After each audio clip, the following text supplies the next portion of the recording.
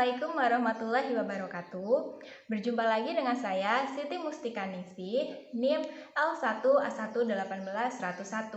Saya berasal dari Program Studi Kehutanan Fakultas Pertanian Universitas Jambi. Nah, di sini saya akan melanjutkan pembahasan mengenai sistem silvikultur yang ada pada hutan alam. Pada video-video sebelumnya, saya sudah membahas mengenai teknik silvikultur yang ada di Indonesia.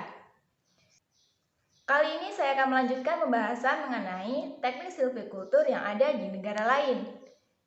Nah, teman-teman yang penasaran, silahkan simak video ini sampai akhir ya. Selamat menyaksikan.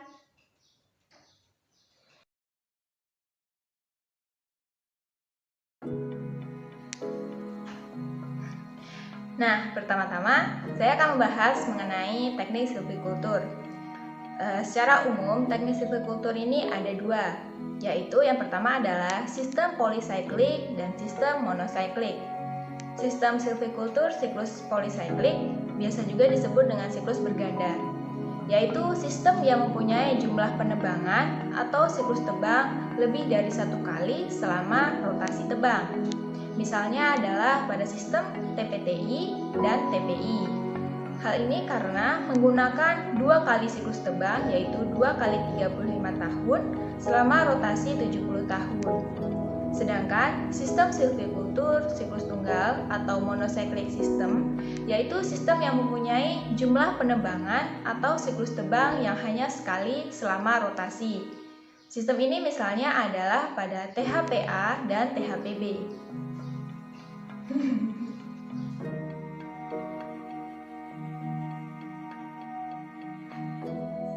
Yang pertama adalah sistem silvikultur siklus berganda atau polycyclic system.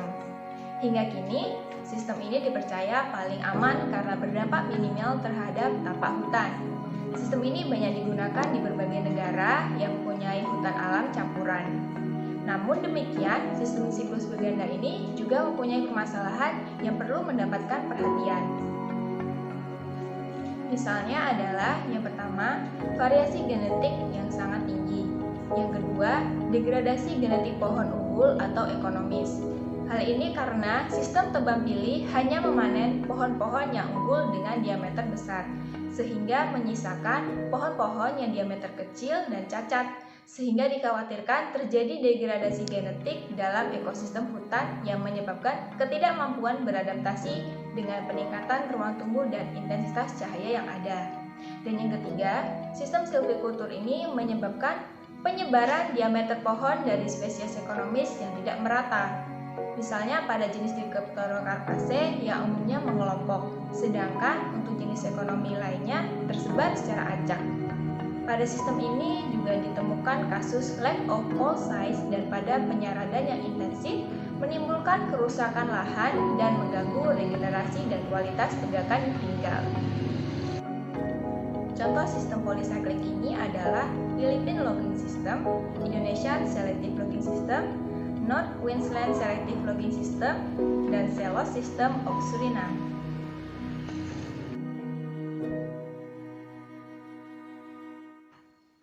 Yang pertama adalah Selective Logging System of Philippines. Teknik ini bertujuan untuk meninggalkan pohon yang kemudian akan berguna untuk meningkatkan nilai ekonomi dan diameter untuk panen yang berkelanjutan. Di Filipina, untuk menerapkan sistem ini harus memperhatikan beberapa langkah. Yang pertama adalah menandai batas yang ditetapkan. Hal ini misalnya seperti unit manajemen yang akan menandai untuk perencanaan, implementasi penembangan pohon, kontrol dan pencatatan hasil panen. Ini juga bertujuan untuk mereferensi unit untuk data di lapangan. Yang kedua adalah harus memperhatikan prosedur sampling. Hal ini untuk mengkalkulasikan dan menandai tujuan pohon yang akan ditinggalkan.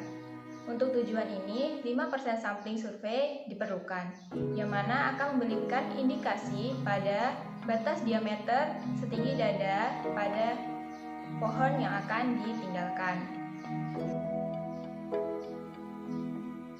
Jumlah pohon yang ditinggalkan untuk tanpa kerusakan harus dikalkulasikan berdasarkan aturan yang pertama adalah 70% untuk kelas 20-60 cm diameter seatas tinggi dada dan 40% untuk diameter di atas 70 cm.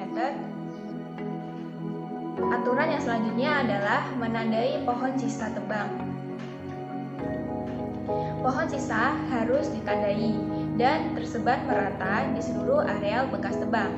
Hanya pada areal di mana kayu akan ditumpulkan nantinya yang akan dihilangkan keseluruhannya.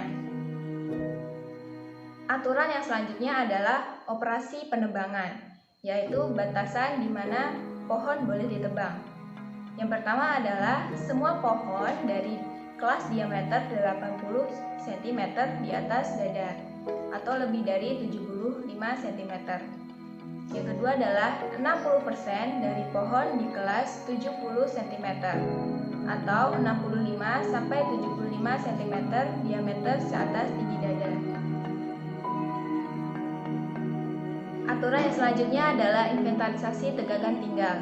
Kegiatan ini dilaksanakan setelah kegiatan penebangan dan pembersihan lahan telah selesai dilaksanakan. Tujuannya adalah yang pertama adalah untuk menyediakan data tentang pohon sisa dan peningkatan hasil. Dan yang kedua, data ini berfungsi untuk koreksi pada implementasi sistem penebangan yang diterapkan. Dan yang ketiga, inventarisasi ini merupakan basic untuk mengkalkulasikan denda dan kompensasi yang harus dibayarkan oleh pemegang konsesi.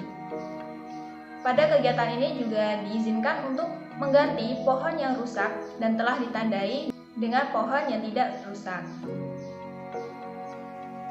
Aturan yang selanjutnya adalah timber stand improvement atau perbaikan kualitas tegakan kayu dilakukan pada saat umur tegakan berada pada 6-10 tahun setelah penebangan. Yang selanjutnya adalah permasalahan pada implementasi Philippine Selective Logging System.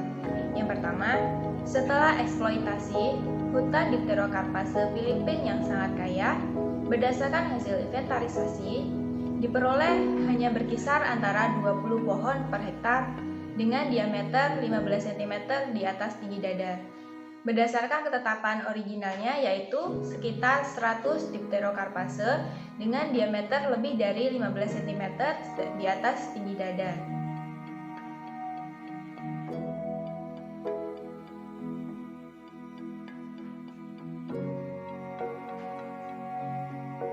Teknik polycyclic yang selanjutnya adalah North Queensland Selective Logging System. Pada teknik ini diterapkan pada hutan hujan Queensland Utara, yang mana harus mengikuti tahapan 1 tahun sebelum penebangan adalah dilakukan kegiatan penebangan tanaman perambat dan semak belukar. Yang selanjutnya adalah menandai pohon siap tebang, yaitu diameternya minimal adalah 58 cm setinggi dada, berasal dari jenis kayu umum. Hal-hal yang harus diperhatikan adalah yang pertama, pohon berbiji harus ditinggalkan dengan diameter yang sama yaitu 58 cm. Yang kedua, pohon dengan kualitas rendah harus tetap dipanen walaupun diameternya di bawah ketetapan. Dan pada tahun penebangan, kegiatan yang dilakukan adalah yang pertama adalah eksploitasi, yang kedua mengeliminasi tumbuhan dengan kualitas rendah untuk meningkatkan potensi pertumbuhan tanaman yang digunakan untuk rotasi tebang selanjutnya. Dan yang ketiga adalah di mana saat regenerasi alami tidak mencukupi, maka harus dilakukan pengolahan tanah dan penanaman pengayaan perlu dilakukan. 3-4 tahun setelah kegiatan pemanenan. 3-4 tahun setelah kegiatan pemanenan dilakukan kegiatan penjarangan.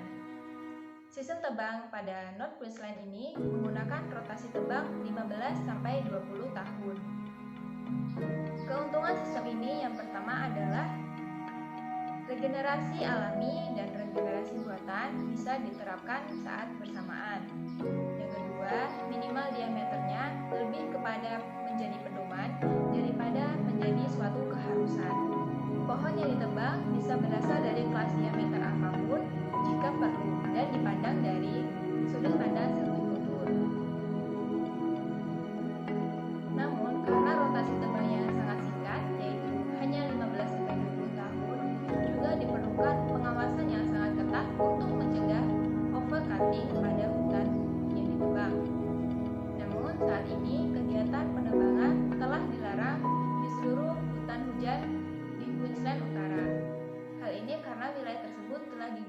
direkomendasikan menjadi situs warisan dunia.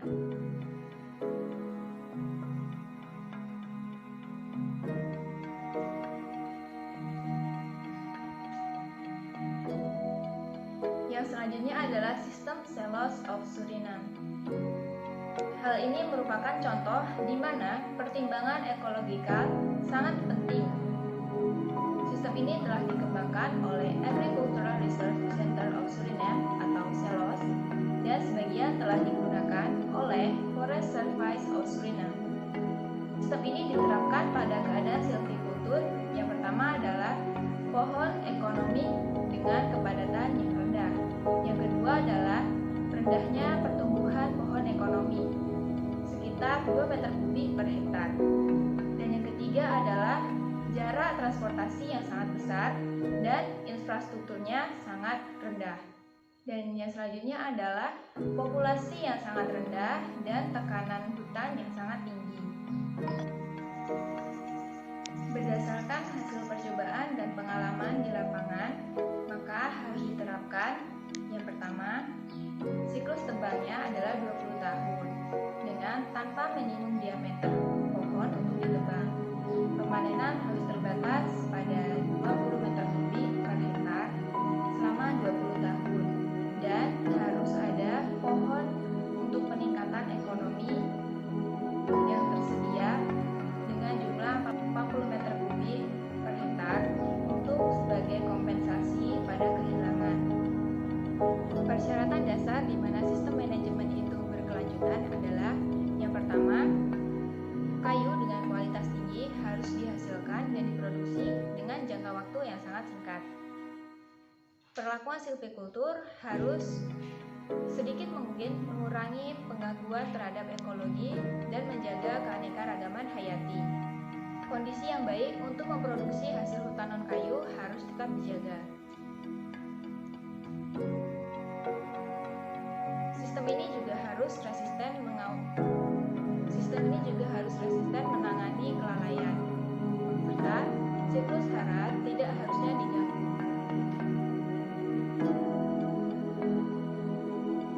Pembahasan yang selanjutnya adalah monocyclic system atau sistem silvikultur dengan siklus tunggal.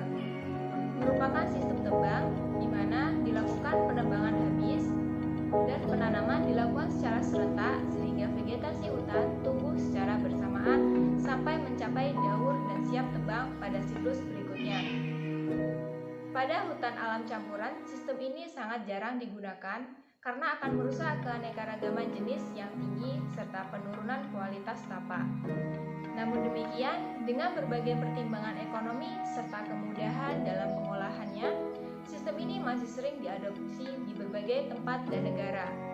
Beberapa sistem silvikultur siklus tunggal ini adalah Malayan Regeneration Improvement System atau MRES, Malayan Uniform System MUS, Tropical Shelterwood System in West Africa, High Shade Shelterwood System HSSS of Trinidad, serta Andaman Canopy Lifting System THPA serta THPB untuk tanaman industri dan lain-lain sebagainya.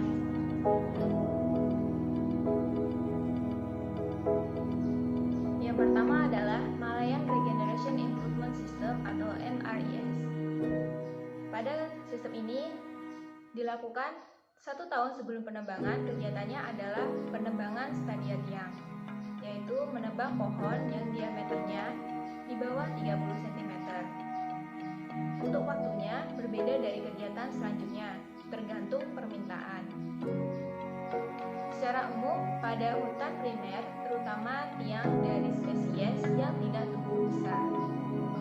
Hal ini bertujuan dengan membuka kanopi bawah, bisa meningkatkan kondisi untuk pertumbuhan regenerasi alami spesies niagawi untuk peningkatan pertumbuhan.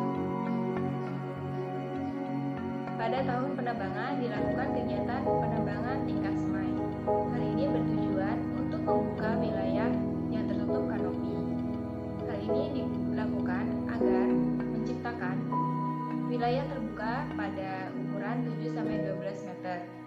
Hal ini karena akan menciptakan kondisi pencahayaan yang optimal untuk pertumbuhan.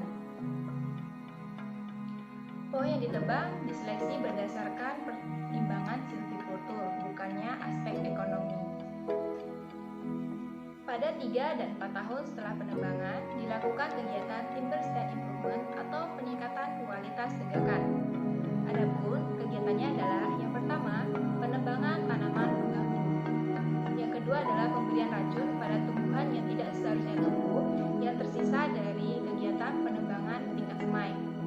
Dan yang ketiga adalah pemberian racun kepada semua pohon dengan diameter kurang dari 30 cm setinggi dada yang tidak mempunyai nilai ekonomi dan silvikultur. Yang selanjutnya adalah penebangan akhir. Penebangan akhir dilakukan 4-5 tahun setelah penebangan pertama atau penebangan tingkat semai. Ini hanya dilakukan apabila sampling linear regeneration telah terbukti dan telah tersedia regenerasi yang cukup untuk pemanenan yang selanjutnya. Atau jika tidak, maka final filling harus ditunda.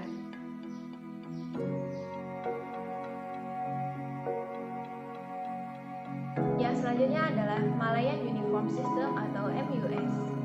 Sistem ini memiliki keistimewaan, yaitu di mana semua tegakan yang bersifat niagawi ditebang pada saat yang bersamaan. Bagaimanapun, eksploitasi hanya diizinkan apabila regenerasi alami telah mencukupi. Semua pohon di atas diameter 45 cm setinggi dada diizinkan untuk ditebang. Setelah penebangan, semua sisa tebang dan pohon yang tidak diinginkan akan dimusnahkan. Yang tersisa hanyalah Dipterocarpase yang cepat tumbuh dan bercampur dengan tumbuhan pionir.